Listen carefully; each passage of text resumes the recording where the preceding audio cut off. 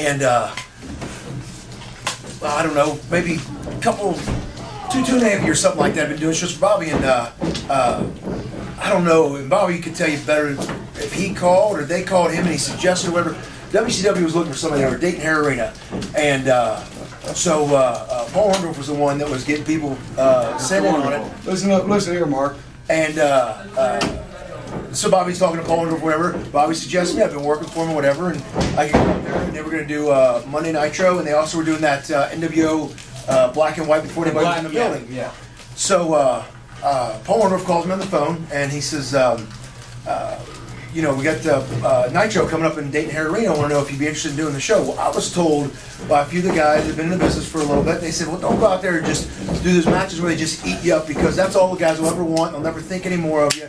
So at least go out there and try to have a competitive match. You can at least show your talents or whatever. Yes. That's what I was told. It's from a few guys who've been in the business for a while, but I guess weren't smart enough to the business. So Paul Orndorff calls me and says, hey, I got a spot for you. I want you to come up and I want you to do the show on Nitro. And I said, I would love to. I said, I don't want to just go up there and just get ate up. You know, I want to be able to go in there and be able to do a few things. Quiet for a second out there. If I could just do a few things in the ring so I could kind of show you what I could do. You know, I really appreciate this opportunity, but I don't want to just go up there and get ate up. He says, I can't promise you that. He said, so, you know, it is what it's going to be, and so I can't guarantee that. So I said, well, thank you. I appreciate the offer, but, you know, I just don't want to go up there and not, you know, have a potential future. He said, thank you. I hung up. Bobby calls me back. He says, hey, did Paul Orndorff call you? I said, yes, sir. He called me. He said, what'd you tell him? I said, well, I told him I probably didn't want to go up there. I didn't want to go up there and just get ate up in the ring. And Bobby said, good Lord, what are you doing? He said, the guy who calls to try to offer you a job for the night, he said, you call him back. And he goes, hold on, I'm going to call him back and tell him it's a rib. And tell him, try to pop him. And when he, you know, thinks he's just messing with him.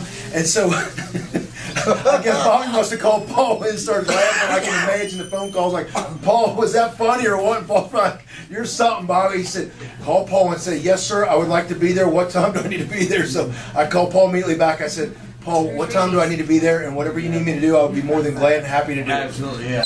So we go there to do Nitro, and they did the black and white thing. They said, we want you to go out there and work with Paul White. I said, whatever you need me to do, yes, sir, I'll do that. That would be no problem. I'll do that. Went ahead and did that. Was taking my boots off. They said, I think it was 8:45. Kevin Sullivan is going to wrestle somebody, and we need you. Can you go ahead and wrestle Kevin Sullivan? He's the booker at the time. So I said, whatever you guys need me to do, wrestle Kevin. Kevin came to me, and he said the exact thing without even knowing what I said to Paul. He said, I can't really give you nothing out there. I'm in this shoot angle with Chris Benoit, and he said, everything is going to be solid. He goes, I'm going to apologize ahead of time. It's going to be rough out there. It's going to be a war. He goes, but, you know, I remember there. I appreciate you going out there, and let's just make this happen, and thank you for having this match with me. I said, yes, sir, whatever you need. And he went out there and he beat the hell out of me. On Nitro, he threw a water bottle at me. I mean, he stomped me, he kicked me. And we came back to the back, and I said, thank you, sir, I appreciate the match. And he said, I like you. He goes, you have a good look to you. He goes, and I think we can use this cruiserweight division, not just beat you on TV, but give you some wins, develop a character. I said, wow, this is fantastic. Thank you, sir. I appreciate that. So I went to the rest of the boys. I said, does Kevin just say something? Kevin doesn't have to humor you. He's the booker. He doesn't care if you like him or not. He really likes you, and he's going to give you a job. And then the damnedest thing happened. 2 weeks later, Kevin got fired. And that was it. And Terry Taylor came in, and he had no interest in me. And Bobby Fulton told me one time, he said, when your man's in, you're in. When your man's out, you're out. And my man was fired before I got in. Yeah. And the funny thing of it was, when Paul Orndorff got off the phone with him, he called me. He said, Bobby, he said, man, that guy refused and wouldn't do it. I said, do what? So I called him and had the same conversation.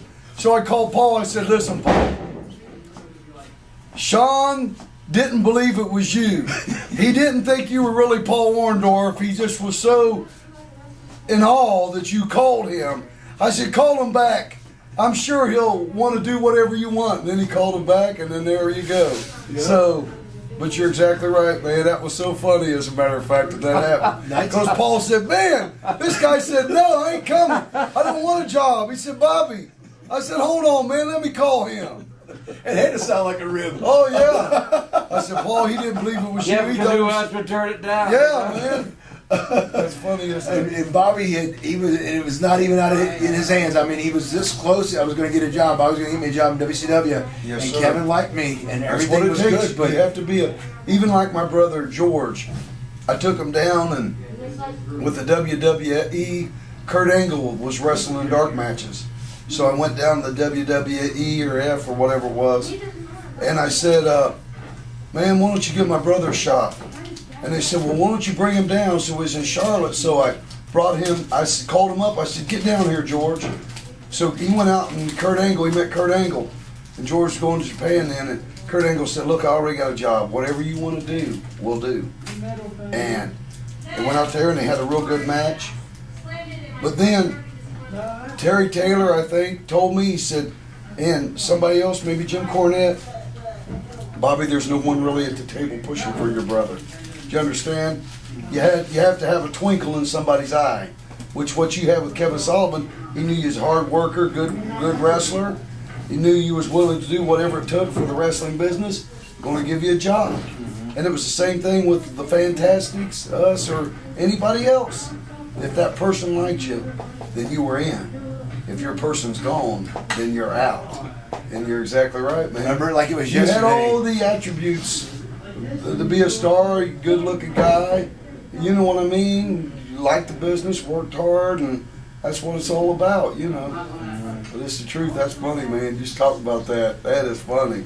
I just remember like it was yesterday. Yeah, It was like man. Bobby Fulton in my ear. When your man's in, you're in. When your man's out, you're out. And And 2 he weeks said, later, Paul Man, he was out. Orndorff said, hey, man, I'm just calling to see if anybody. I said, hey, I got a perfect guy for you, Sean Casey. I said, here's his number. And all of a sudden, we called me back. Man, he said no. Is that not the funniest story? You can only imagine what he was thinking. you Oh, know. man. Well, you know what I mean. It's tough, man. it is. For sure. Was that before or after he beat up Vader? I don't know. Paul Orndorff. I'm imagining that would have been after, because from all the reports that I've read, I've seen the thing 2 or 3 times over the internet, and that was more early. Orndorff was still working full time. I think that was a Bash at the Beach or something. Afterwards, that happened, Yeah. Nitro or right around Bash at the Beach. That they had the confrontation in the showers, and Well- they say supposedly Orndorff was still in flip flops, and Leon come up to him and didn't like the way something was being booked, and once Well, he pushed him in the chest. Yeah. I thought he didn't want to do basically it. got I thought he laid didn't out. want to do an interview True or something. story. But here's the funny thing about it. Vader was in the dressing room, and me and Tommy was doing some shots for him. And he's in the dressing room, right? He said, what time is it? Well, I'm thinking he meant, I'm digging for my watch in my pocket, you know. I didn't know he wanted me to say Vader time. I'm one of the boys, man, you know what I mean? So I'm up there, man, digging through my watch. You know, we didn't have cell phones back then. I'm going, hold on. What time is it? Big old gorilla looking guy, man. 4:15. Hold on, sir. I appreciate you sharing it. That's funny, man.